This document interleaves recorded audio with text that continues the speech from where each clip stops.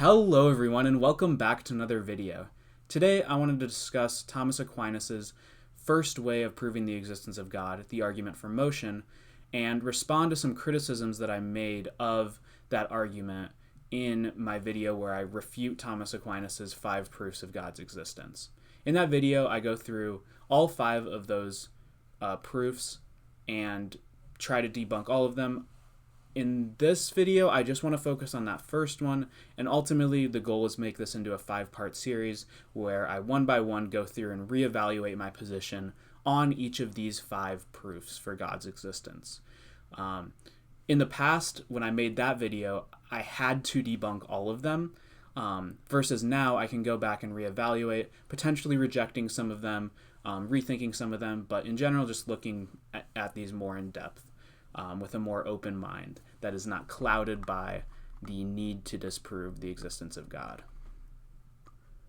So, without further ado, let's go into the argument for motion. So, I know all of you have one of these at home. Everyone pull out your copy of the Summa Theologica, and we're going to turn to page... No, just kidding.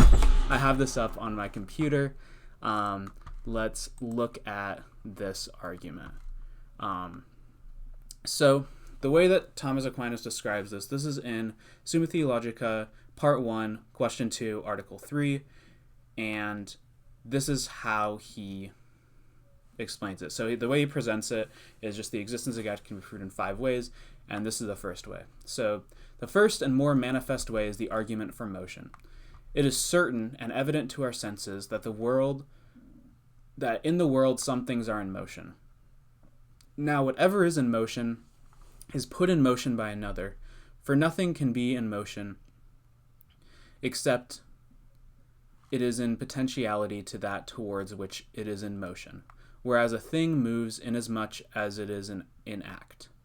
For motion is nothing else than the reduction of something from potentiality to actuality, but nothing can be reduced from potentiality to actuality except by something in a state of actuality. Thus, that which is actually hot as fire makes wood, which is potentially hot, to be actually hot, and thereby moves and changes it.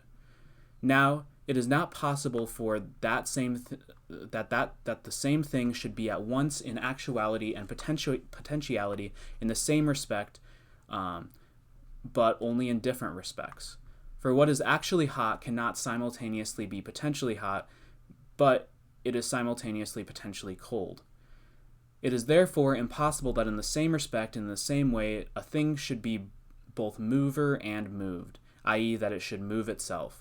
Therefore, whatever is in motion must be put in motion by another, if that by which it is put in motion be itself put in motion, then this also must needs be put in motion by another, and that by another again. But this cannot go on to infinity, because then there would be no first mover, and consequently no other mover, seeing that subsequent movers move only inasmuch as they are put in motion by the first mover, as the staff moves only because it's put in motion by the hand. Therefore it is necessary to arrive at a first mover put in motion by no other, and this everyone understands to be God. So this is the essential argument for motion, and just because this can be a little wordy and some of the language is a bit weird, I just want to go through and kind of explain what exactly this argument is saying. So here, Aquinas starts by identifying the existence of motion in our universe. All of us can see things moving. All of us can see things changing. All of us can look around, you see things move. You see my hands moving right now. You see my facial expression changing, like different things like that. Now, in the vein of Aristotelian philosophy, which is ultimately the metaphysical background that Aquinas has, he accepts Aristotle's metaphysics. He describes emotion as the reduction from potentiality to actuality, which makes this identification of motion into a more general identification of change, where motion is just kind of an example of change, or change is just motion from potentiality to actuality. And he identifies that things can only be changed or can only be reduced from potentiality to actuality by something that is in a state of actuality. and then utilizing the law of non-contradiction, which basically states that a thing cannot be both A and non-A at the same time in the same respect. He uses the law of non-contradiction to reason that a thing cannot be in a state of potentiality and actuality at the same time and in the same respect. This basically means that all change or motion must have an external source to what is being changed. So to avoid an infinite regress, which would make all change dependent on previous change, leading to no change at all, which we can get into, which we're going to get into a little bit later in one of the objections, Aquinas posits that there must be some first mover. This mover, as he explains, would need to be put into motion by no other, so no one else would put him into motion, and independent of previous change. He's also unchanging, which implies that the mover would need to be in a state of pure actuality or unchanging. And Aquinas basically argues that this prime mover is what we call God. There's nothing purely actual or unchanging in this universe. Everything's in motion, everything's changing, everything's moving from potential to actual in the universe. There's no set unchanging thing. There's no set fully actualized actualizer in the universe. The universe is not that. So because of that, he reasons that this argument from motion points to the existence of God. So for this argument, let's listen to the way that I presented this argument when I made my video 5 years ago on this topic. So let's put on the headphones and listen.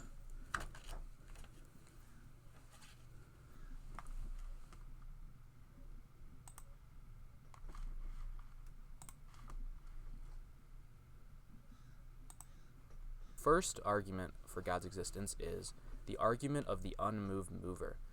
So the summary that Wikipedia gives is, in this world we can see that things are changing. Whatever is changing must be changed by something else.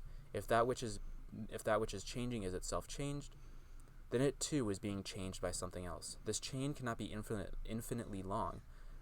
So there must be something that causes change without itself changing. This everyone understands to be God. Okay, so that's the way that I presented the argument. I literally just pulled up the Wikipedia page and just went through that argument basically. And then now that we have that, we can get into the first objection, which I already put up on the screen, but the first objection is saying that existence is the prime mover. So like a lot of these arguments, he basically puts God in this place of where the universe should belong, where existence itself should belong. So after this, I pretty much immediately go into restating the argument, but that's the first essential point, and I think a lot of it's going to build off of this initial argument, that basically God is being put in the place where the universe belongs. In my video, I move on to another point right after making that. But this is the essential point, and I think I come back to this throughout my response. So I think a common point that I hear against Aquinas, especially from objectivists coming from that community, is that the universe or existence itself breaks this infinite regress and can serve as a starting point or some prime mover. So I think the issue with this argument is it completely misses the point of Aquinas' argument. The whole point of the argument is to point out that the universe is not pure actuality. It has things that are changing in it. It has things that are moving in it. It is not this purely actualized actualizer. Nothing in the universe meets the conditions required for it to be a purely actualized, unmoved mover. So this argument that existence itself breaks this chain is completely flawed. It's completely faulty logic. The problem is that everything in the universe is changing, is in motion, so it doesn't meet the conditions that would be required for it to be the chain breaker, for it to be the start of this infinite causal chain. The only type of being capable of being a purely actualized, unchanging, setting the change of the universe in motion. The only being capable of all of those things is some type of God. And as a foundationalist, Aquinas doesn't specify the Christian God here. Instead, he starts by proving a generic conception of God that he, in this argument, shows is an unchanging, fully actualized actualizer, fully actualized creator of change, creator of motion, basically. So he starts this chain of motion. And then he goes in and shows other attributes of God later. This book is very long. The Summa Theologica is a very long book. But this is the start. This is the starting point where he shows that God is this. There is the need for this prime mover, and that prime mover is something resembling a conception of God or some creator.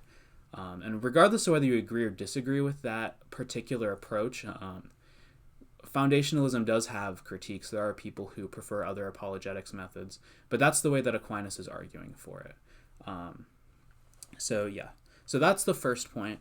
And then now let's get into a bit of a longer objection. I think this is the more interesting objection in this particular video, or that I make in this video, and I think it's ultimately the objection that I find most convincing, but we can get into that. So you're going to hear me restate the argument basically and go into the main objection that I'm going to make in this video. So let's do that. Thinks that basically the argument here is that the question is how can some things change, or how can things change if everything must be changed by something before that, and that change must be caused by something before that, and that change must be caused by something before that. I think in his actual argument he uses the term motion, which I think is clearer than the way that Wikipedia has this argued. So I guess we can just replace the term change with motion. So like we see things move. Well, everything that moves must be caused by something else causing it to move. Well, then that thing must be moving as well. So that motion must be caused by something else in motion. So then you keep going backwards, and you realize that this chain cannot regress infinitely. There has to be a first motion. Now, how can we respond to this argument? Is there any implicit assumption in here that Thomas Aquinas is relying on? Well, he is assuming that the universe could not have began in motion. The universe could not have just began with things moving. And there seems to be no reason why this cannot be true. There's no reason why the universe couldn't have begun. I mean, saying the word begun seems is a little weird here, because it's weird to say that something begins, because that sort of implies a context of time. So it's weird to say that time begins, because it implies this broader context of time that time began inside of, which doesn't make a lot of sense, because time is time. There's no time outside of time. There's no before time for time to begin out of. So to say the word motion began is weird here, and I think this time analogy actually relates quite a bit to this argument of motion, because time simply is. There's no before time. There's no reason why time began, because time didn't begin. Time always has been. And when I say always has been, I mean for all of time, time has been. So there's no sort of before time. And this is related to motion, because time is literally a measurement of motion. So when time begins, so to speak, that's when motion begins as well. So there's no motion before that. There's no motion outside of motion. There's no motion outside of the motion in the universe. And that's sort of what God is in this context. God is sort of this being that starts time, that is outside of time, before time, and begins time. Well, that's fundamentally contradictory. There can't be something before time. And then the same thing with motion. There can't be a motion outside of motion. And then you can also always ask this question is, Okay, we were about to get into another argument. Let's actually go back to 4. But okay, so that is that argument that I was trying to make there. Let's transition my camera back to where I am, and then we can get into this objection. So first thing I want to state as a brief comment, I think it's really interesting how at this time, about 5 years ago, I was very uncomfortable with the way that the Wikipedia article was using the word change instead of motion. I think Aquinas kind of treats those terms interchangeably in the way he makes his argument. But I think the way that I object to this, especially how much I focus on time and the concept of time, benefits quite a bit from this more reduced use of the word motion. And I think the reason that I spend so much time talking about time here is because of that. Aristotle identifies time as a measurement of motion, which is the definition of time that I held to when I was an objectivist. I don't know if this definition of time is necessarily the best definition anymore, but I also don't think that the way that we conceptualize time and its relation to motion is essential here to this argument, so I'll respond to those a little bit less directly. But to me, in this video, asking about the origins of motion was identical to asking about the origin of time, which is why I focus so much on that. And also, which is what allowed me to do this kind of semantics game with the phrase before time, which I really didn't like, that I spend most of my response playing. I spend most of my response playing the like semantic game with before time and really emphasizing like the concept of before time is nonsensical, and how could God exist before time? That requires a standard of time that we're thinking about in the broad context of it. Like we're thinking about time in the context of a broader sense of time and all that sort of stuff. I think that there are different views of time that we can consider. Like is something that is not in motion still moving through time? Like the way we think about motion and time can be interesting, but I don't know if it's essential for this particular argument. But I think that this objection that I make here brings up a very useful point, just the idea that the universe could have began in motion. Why do we not just assume that motion or change, or why do we not just assume motion or change as the default state or the default starting conditions? Aquinas' argument basically assumes that there's either this infinite regress of motion or some first mover.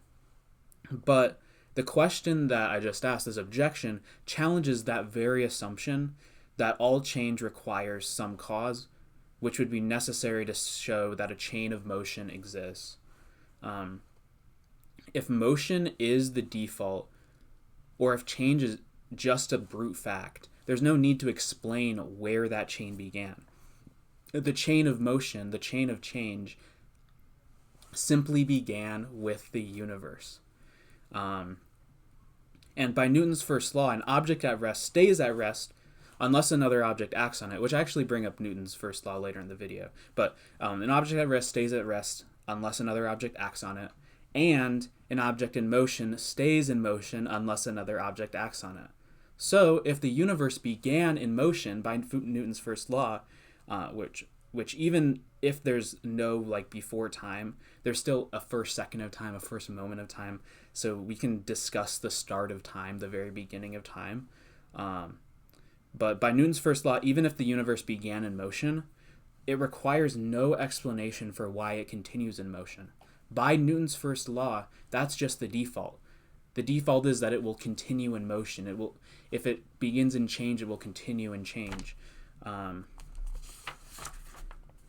However, I think that there's a key symmetry breaker between change as the default versus rest at the default. And I think that this symmetry breaker kind of lies in Aquinas' metaphysical view of change as potentiality reducing to actuality.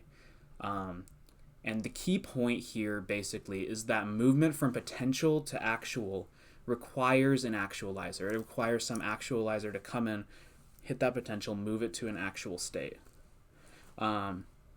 Whereas remaining in that potential state, it doesn't require any additional action. So motion or change requires a cause external to the thing moving or changing. And interestingly, this metaphysical assumption on Aquinas' part actually aligns pretty well with the spirit of Newton's first law that that we just discussed.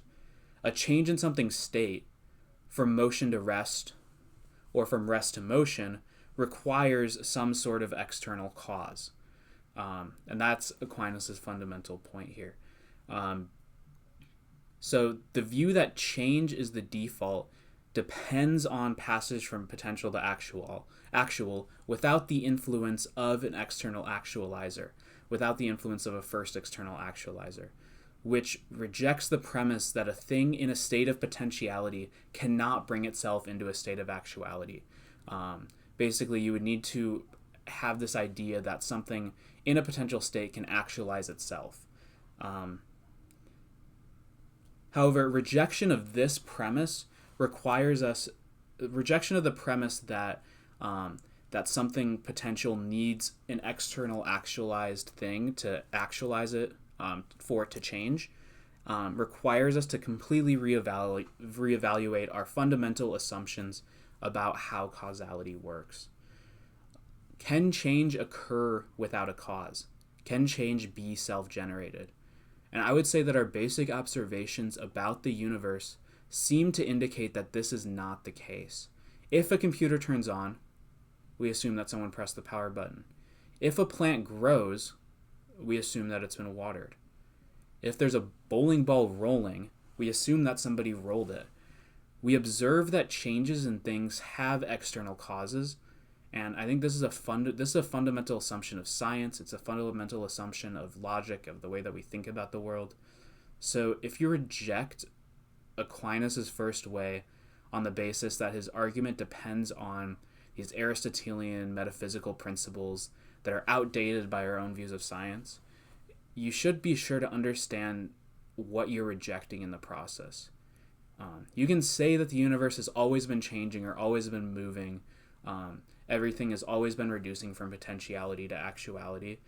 But you need to understand that in the process, you are assuming causeless change. You're assuming causeless movement from potentiality to actuality. There's not really a way to get around that if you assume that the universe has always been changing. Unless you assume an infinite regress, which is exactly what Thomas Aquinas is supposing that you presume, supposing that the only alternative to a prime mover is. And I think infinite regress is absurd, but we'll get into that a little bit later. Otherwise, you'd be assuming causeless change, which is possible. It's fine. People have done this in the history of philosophy. But I don't think that particular assumption makes the most sense of the way that we actually see the world and the way that we interact with the world. We see things as having causes. We interact with the world as if things have causes. So I don't find that particular rejection of causality is particularly satisfying. Along with that, I think there are contingency concerns here as well. But we'll get more into that in like the third video that I do on this, where we go through the argument from contingency. But basically, to be brief about it, it's not necessary that the universe started in flux or at rest.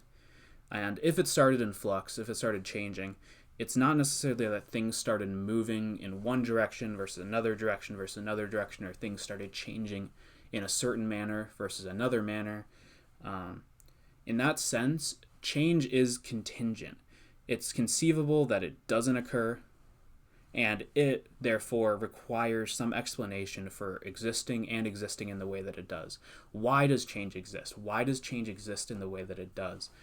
That requires some explanation because that is contingent. It is conceivable that things are simply at rest and have always been at rest.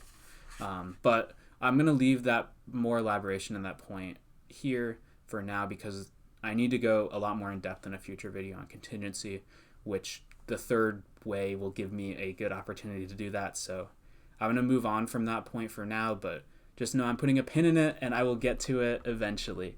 It might be a couple weeks or months, but we'll see. So yeah, I'll get to that point eventually.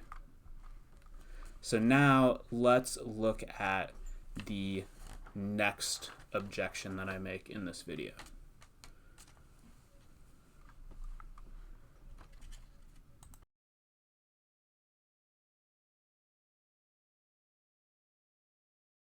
Outside of motion. And then you can also always ask this question is, oh, what moved God? I mean, like when in this context of motion, you can always ask this question of what came before that moved God. So you do need a prime mover. I get that doesn't actually respond to this argument, but that prime mover is existence itself. Existence began in motion. For all of existence, there has been motion. For all of time, there's been time. This is saying the same thing fundamentally, because time is a measure of motion. So for all of motion, for all the motion that's existed, there's been. Yeah, so then at this point, I start kind of reiterating that same point quite a bit. I feel like a lot of the rest of this part, like I do explain this for a little bit longer, but I think a lot of it is just kind of reiterating that point about time, reiterating that point about how motion could always be in existence. But I wanted to play this part as well, because this brings up a third objection, and this is an objection that is also very, very common when you go over these types of arguments. And that argument is, if everything required a mover to move it, what moved God? Or if everything requires a cause, what caused God? Those types of arguments you hear all the time. And I think in this context, that argument of what moved God is just a bad argument. I think it completely misunderstands the point. And I guess I do kind of acknowledge that in this video, in this refutation of Aquinas' 5 proofs. I acknowledge that it doesn't really respond to the argument. So I do quickly move back to existence as a sufficient prime mover, which I already discussed, and then also to the possibility of motion just having always been in existence, having always been the default. But I think this objection of what moved God misses the point entirely. It's just not a great argument. What Aquinas is positing here is the necessity of an unmoved mover or a purely actual actualizer. His argument implies that something of this type exists. This being whatever it is, regardless of what it is something that's fully actualized. There's not any potentiality of change, not any potentiality of motion. It simply is and is unchanging. So Aquinas' argument, if you accept all of its premises, demonstrates the necessity of an unmoved mover. Questioning what the mover of this unmoved mover is, or saying that this unmoved mover needs an external mover to actualize it, doesn't adequately respond to the argument. It doesn't even really respond to it at all. It just kind of pushes back the chain one further. At some point, we reach a being that is fully actualized, which is the prime mover. Aquinas demonstrates this with his argument. That's the whole point of his argument. So asking this question of what moved the prime mover is a nonsensical question, and it kind of shows that you're misunderstanding the argument. So it's change that does not exist, by the way, needs no explanation. The change or motion of the unmoved mover, or the move from potentiality to actuality of the fully actualized actualizer, doesn't need an explanation by the definition of what this thing is. The thing that Aquinas has shown is the existence of this prime mover, that it exists somewhere on the chain. That thing, by the definition of what he's shown, does not have something prior to it on the chain. So please stop making this argument. It's not very good. But yeah, okay. We'll move on from that, and then I want to get into the last objection, and this is one that I didn't make in the video, and the reason for that is because this type of argument would actually contradict objectivist metaphysics as well, the idea of an infinite chain. But this last argument is one that I do hear as well. It's people who don't understand why there can't be an infinite chain, why there can't be infinite regress. And basically this objection simply says there is an infinite chain of movers that cause the change that we see today, that's caused the motion that we see today. And the problem with this objection is that if every change is just the effect of some other change, then there's nothing initiating the changes. So there'd never be any change that occurs. If everything is dependent on something else and there's no grounding to that dependency, you have no motion occurring. As a result, this infinite regress of dependent changes never results in any change occurring. You'd never see any change. The universe would just be still. There'd be no motion, no change, no anything, if there was this infinite chain, this infinite chain of dependent motion or dependent change. There's no initial conditions at the beginning that set the process that would allow it to get going, to get the process going to begin with. It's like, imagine you set up this infinite chain of dominoes, and each one, every single one of them will fall once they're pushed by another. Every single one of them will fall. There will be change, and it's infinitely long. However, until you push that first domino, until you have a first mover that pushes that first domino, nothing will happen, because the infinite chain doesn't get us to where we are now. An infinite chain of just dependency would never get us to a motion where we are now. So yeah, those are all of my points. That's all that I have for today. And ultimately, I'm in a place on this argument where I do find it convincing, but I do think that second objection is a strong objection. I think there's a lot to that objection that does make me think that maybe this isn't necessarily the case. But I do think it's convincing. I think Aristotelian metaphysics is convincing and explains the way that the world works and the way that I perceive it. A lot of times some of these other alternative metaphysical systems just don't seem to accurately explain the world and explain just the basic presuppositions that I have when I see and approach the world. So yeah, I find it convincing, but I think that that Aquinas' reliance on Aristotelian metaphysical principles could leave his argument vulnerable to alternative metaphysical systems. If someone disagrees with Aristotelian metaphysics, this argument would not be convincing at all. So yeah, if you don't believe in those principles, you're not going to find it convincing. But I do think that Aristotle has very convincing metaphysical assumptions. So I would really recommend doing your due diligence with those assumptions before you kind of just reject them for the sake of being an atheist. You really want to be an atheist, so you reject all of Aristotelian metaphysics. It sounds a bit crazy, but yeah. So I find his metaphysical assumptions to be very convincing, very difficult to reject. They very much align with the way that the world looks and the way the world seems to operate. So before rejecting Aquinas, do your due diligence. That's all that I have to say, though. So now I'm going to open it up to the comments. Please be respectful, be loving, be caring. Yeah, all that. No, it's a comment section. It'll be great. This will be fun. So yeah, without further ado, if you like the video, there's a button for that down below, so you can go click that. And if you want to be notified of future uploads, see them appear in your feed, there's also a button for that. There's a lot of really cool buttons underneath my YouTube videos. So there's that like button, subscribe button. Go click those two. Then I also have another button. It's kind of a link. I have a couple links. One of them is Patreon. If you really enjoy the content and want to do more than just click a button to like the video, then you can go support me on Patreon. I would really appreciate that. It would help keep me motivated to keep pumping out these videos every week and make me feel like I'm doing something that somebody appreciates. But yeah, and then I also have my Discord. I like responding to questions in there occasionally. I'm not a very online person, so I won't be actively perusing Discord every day. But I will get to your questions and arguments and stuff like that at some point. But yeah, without further ado, thank you all for watching. Get back to your days. Go outside. Go enjoy a sunset. Go on a hike. Go on a walk. Go do something productive. Touch grass.